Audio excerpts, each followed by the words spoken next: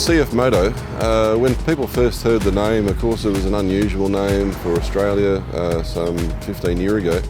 Nowadays, not so much. It's now a household name.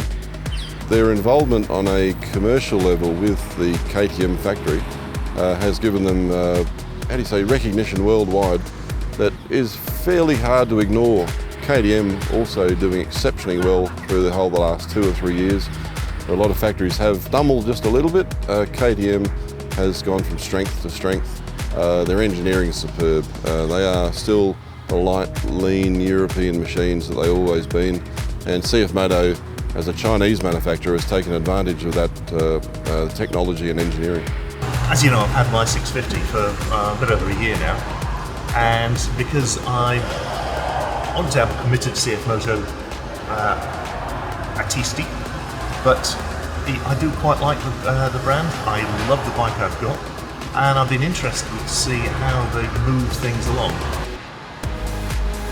I'm really looking forward to it.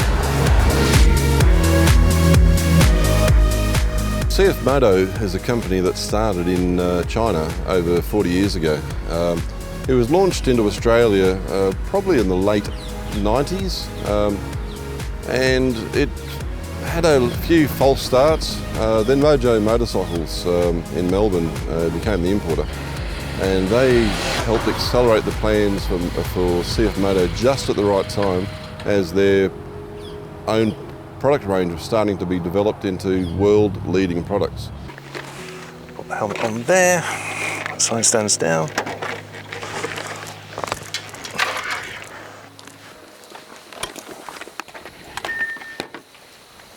What do you think of the new 800? I'm just looking at this thing. It's a beast, isn't it? Isn't it? It's a full-size motorcycle. It's the first full-size motorcycle from CFMOTO. And it's a beauty. Compared to my 700, this is a larger motorcycle, but it's that style of bike. I mean, I've ridden a few of the larger KTMs and larger Hondas, etc. This fits into that genre perfectly. It's one of the few bikes I've ridden in the last number of years that I don't make look like a 125, to be honest. So it's a good size. I like it. So it's probably a good size for me too. Yes, yes. I'm just looking at some of this, these castings, this swing arm. It's beautiful. It's beautiful. Footrest hangers. The finish, one of the words we used to use in the industry was panel fit, and the panel fit of this bike is absolutely 100%. The stitching on the seat, the paintwork, everything is impeccable. Yeah. I mean, I've ridden the bike now for a couple of days, and I'm repeating myself, I know, but I'm really struggling to find anything that I could tell you about that I don't like. And I know that's going to sound like an ad for CFMOTO, but I'd love to be selling these. They are really sensational. This is a bike that needs no selling. You look at it, you see the sticker price, and you'd be a fool if you didn't look a little further. What is the sticker price on this? $12,990 right away.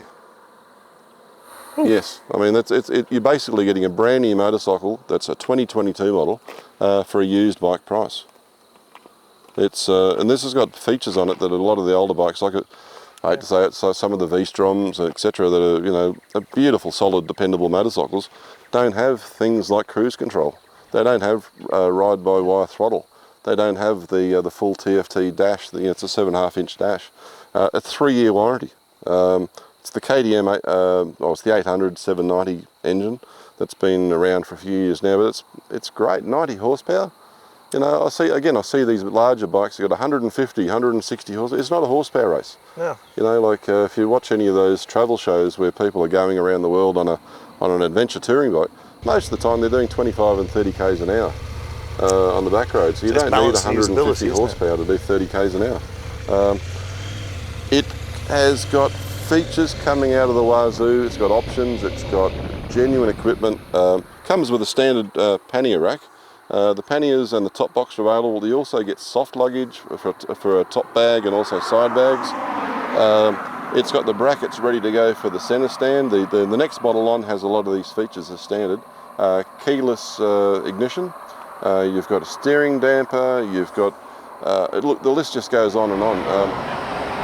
The seat is a 2-piece seat. Most of the CFMOTO so far have been a 1-piece seat, but the 2-piece seat, and there's a wonderful toolkit right under there. The muffler is beautiful and compact. I can't see any reason you'd really want to change that. Some people like noise. I'm not one of those people. That works nice. It looks really nice. The swing arm, the castings, the welds in the frame, it's all robot these days. And look, one of the things we can't gloss over too much is the fact that this bike actually came from the KTM factory in China. It's got the KTM engine and it has CFMOTO written on it. It actually came from the KTM factory, which is literally across the road from the CFMOTO factory. I wouldn't mind if it came from the CFMOTO factory. The quality from that factory is identical, but this bike itself, it's a KTM with CFMOTO on it. 3-year warranties, as long as it's serviced at a CFMOTO dealer. They got the bracket here for the centre stand, which is something that there seems to have been forgotten about over the years. But okay, this one doesn't have the centre stand fitted, but it is available, and it's available on the next model called the Touring. It's got availability for a steering damper, but I'd have to tell you this bike doesn't need a steering damper. But if you want one, it's ready set up to have it installed. The spotlights come standard. I mean, that's one of the first things that most people put on this type of bike are the little spotties. But the difference with these spotties is they will actually come on when you're doing the indicating. The spotlights will turn on to help indicate or illuminate the road, which it took a little while to get used to last night, but I tried the headlights out. The high beam is fantastic, the central beam is fantastic, the spotlights I didn't think I'd like, but the way it just lit up the road from side to side, look, gosh, if you were out bush and you had kangaroos or possums or something possibly going to walk out in front of you, it'd be a godsend. The screen is again fully adjustable with the ease of turning the adjusters in the right direction. You get a little bit of adjustment. I think there's probably room to make it a little bit taller, but there's a lot of people on Alibaba doing that. There may be something in the back catalogue to fix that screen, but for a tall person I think the screen needs to be slightly higher, but it's fine, it's not a problem.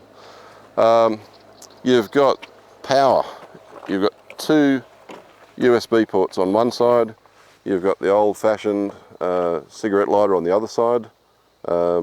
Okay, I don't think anyone is going to use it as a cigarette lighter, but it gives the availability of plugging a whole myriad of devices in that you need charging. Now the standard bike doesn't have the heated grips and the heated seat, but the next model does. It's like, that's incredible. I mean, if you're riding in winter, I've never had a heated seat, but I've had heated grips. I can only imagine the heated seat. This particular seat would be fantastic. The other power outputs would let you have the electrically heated clothing, such as the jackets and the gloves, etc. You'll be able to recharge those, or recharge a phone, or recharge a GPS. Having said that, the next model up has the GPS features built into it. I mean, the features on this bike, we don't have time to cover them all, to be honest, and my elderly brain is starting to forget some of them even as I say it, but there's just feature after feature after feature. Let me show you the little bit of the light show from the dash. This is quite incredible.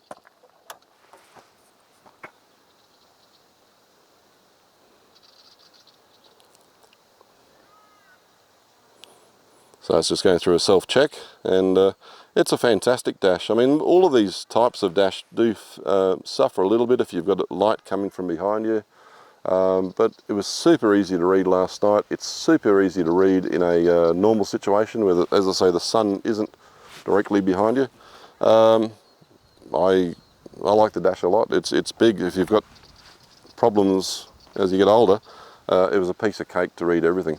And having the availability of the ambient temperature, it's a little feature. You know it's hot or cold, but now you can tell it's 19 degrees instead of 15 degrees, or when it goes down to 5 degrees, it comes up with warning there could be ice. So there's a lot of good features like that.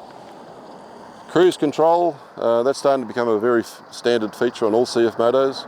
I have to say that it's on my 700, it's about the smallest bike you'd want it on. On the 800, the cruise control works fantastically. You've got the ride-by-wire throttle, which again, it's just become normal now. Throttle cables don't exist on most bikes in 2022. It works pretty well. Yeah, not only is it the sweet spot size-wise, both the engine and the bike itself, but power output, 90 horsepower I think it puts out, is perfect.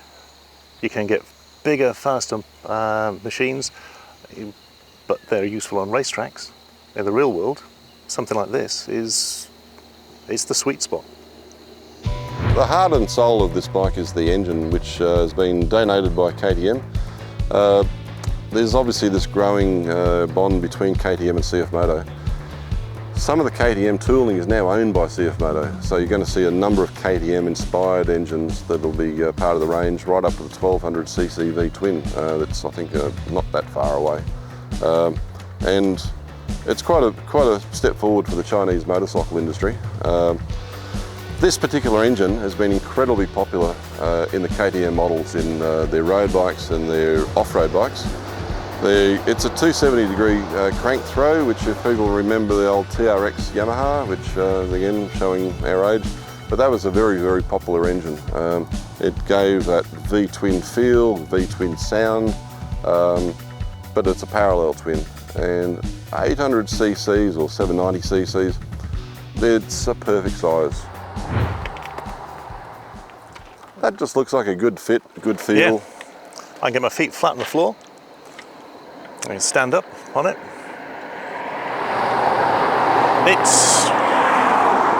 The ergonomics on this are just beautiful.